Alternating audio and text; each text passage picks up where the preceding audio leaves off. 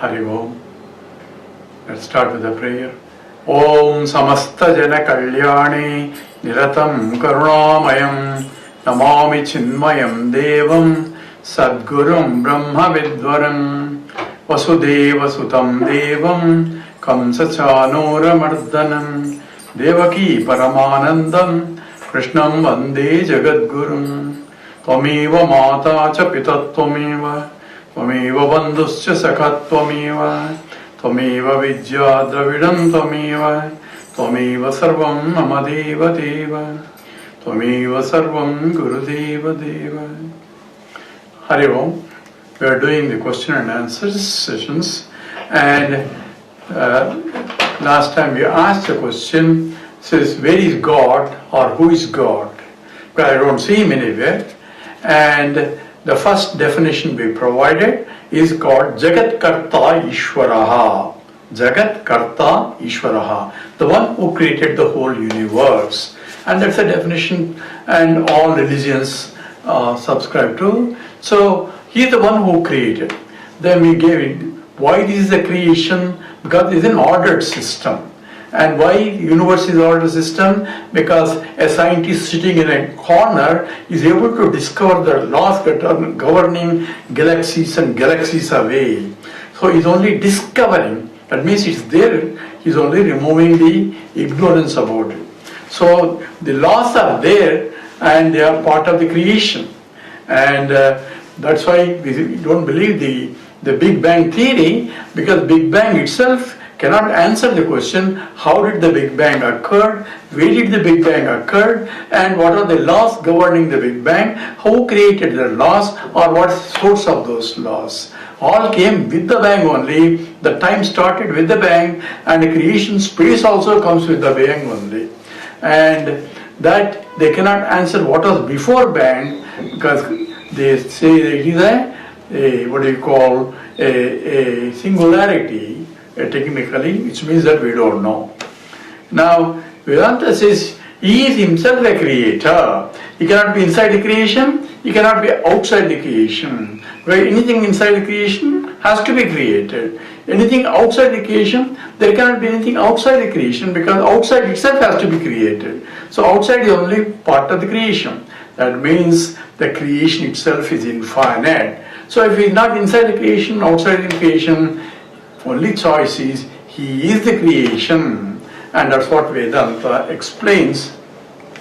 And in the Mundaka Upanishad, it gives a beautiful explanation of how creation can be explained as 3 examples. And we take up that sloka, and it says, Yathor nana visrujate gunnate cha Yatho Prithivyaha Oshadayaha Sambhavanti Yatha Prithivyaam Oshadayaha Sambhavanti Yatha Sataha Purushat Kesha Lomani Tada Aksharat Sambhavati Ha Vishwam.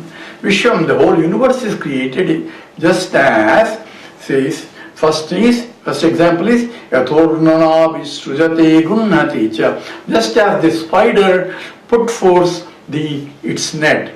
So the spider is creating the net, that means it has a creative knowledge. So it's called the intelligent cause is there with the spider. He knows how to create.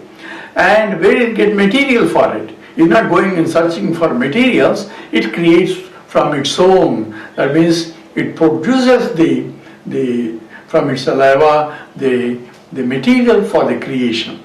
So it is just as that Lord creates the whole universe from himself. And also it tells, the sloka says that the spider can also withdraw that net also. If it creates, it doesn't like it, it takes it back. So just as Srujate and Gunnate cha, it also can take back. In the same way, the Ishvara creates and also it absorbs. He absorbs it also. That means that's called the pralayam. Pralayam means the whole universe goes back and the whole universe comes down. And that is essentially the material comes from him and the intelligence also him. So intelligent is called the nimitta karanam and material is upadana karanam. Both causes are from the same source, That is, God himself is the material for the cause. So where is the God? The whole universe is nothing but a God. That's essentially implication of that itself. And also, since he can withdraw, and similarly the God withdraws the whole creation, and that we call it a pralayam. And that's called Brahmaji going to sleep, because when you go to sleep, everything goes back into him.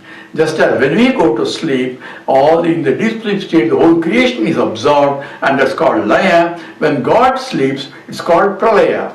And the Brahmaji is also about 100 years. After that, when he dies, and new Brahmaji has to be created, and that's called Mahapralaya. So this cycle goes on and on and on. So that's essentially first example.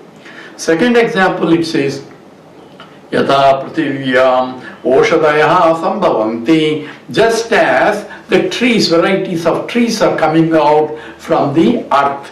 So earth as though creating the whole. And if you look at the trees, there are varieties and varieties of trees. Some are producing, the trees produces sweets, some produce sour fruits, some poisonous fruits also, all from the same creation.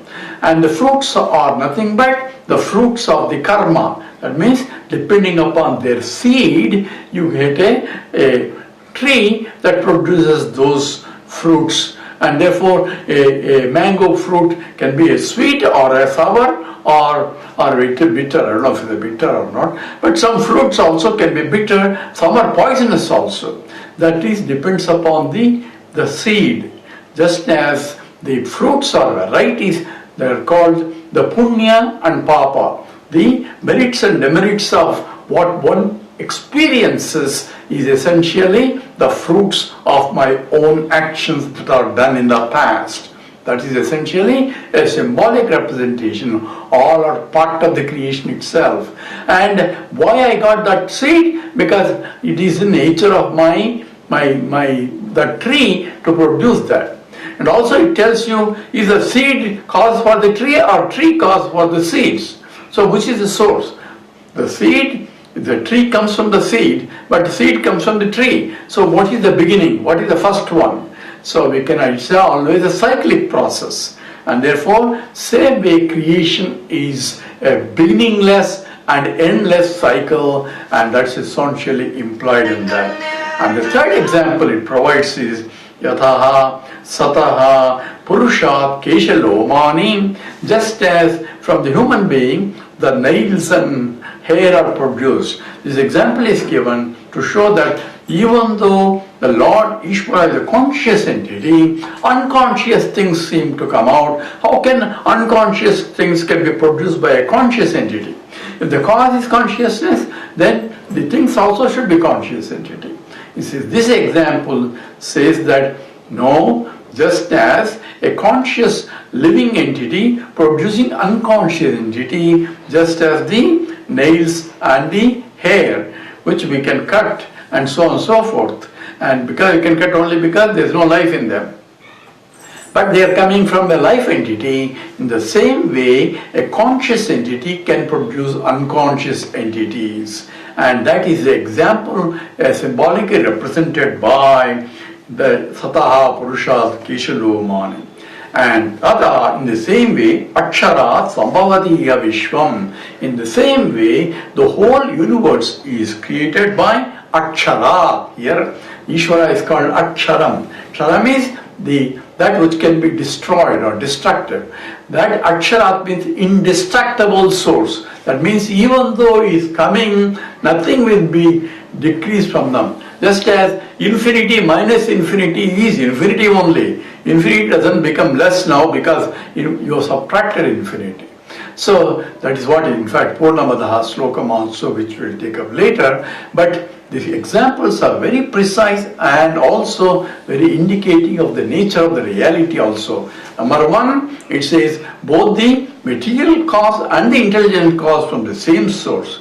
Is both material and intelligent cause. Nimitta Upadana Karanam. Second says that you have varieties of creation depending upon the seeds, and the seeds are the are the basis from which the trees and the fruits are essentially either the sweet or a bitter or a hot or a cold or something, depending upon the nature of the karma. You experience the papa and punya, and that's what is the implication of that. And the third one also, it also implies there is no beginning for the creation, it's an endless creation. And that which is created is infinite, and from infinity, any creation, he himself doesn't get affected by the creation. Therefore, Lord himself, even though he is becoming is many, he himself does not change because he is Akshara. That means he is remain ever pure, eternally pure, in spite of all the creation that appears to be. So that is essentially implicate, and is called Vishwam. Vishwam is the whole universe is that, and that is the first name in the Vishnu Sahasranama. Lord Vishnu is called first name Vishwam, Vishnu, Vashatkaraha. That's how the Vishnu Sahasranama when it starts. So first one is, whole thing is Vishnu. That means Vyapakatva. He pervades everything, and everything is nothing but Vishnu. So where is God? How did he create? So where is God is? Everything is nothing but God. How did he create? He created from himself. He himself became many. Now the question that comes out is, how come this creation is so filthy, and if everything is God, how come how can garbage be God? How can these questions will ask? How can the dirty things can be God? Because everything is God, he said. This we'll address later. With this, stop here. Om Purnamada Purnamidam Purnat Purnamudachyate Purnasya Purnamadaya Purnameva Vasishyate. Om Shanti Shanti Shanti. Harihi Om Shri Gurubhyo Namah. Harihi Om.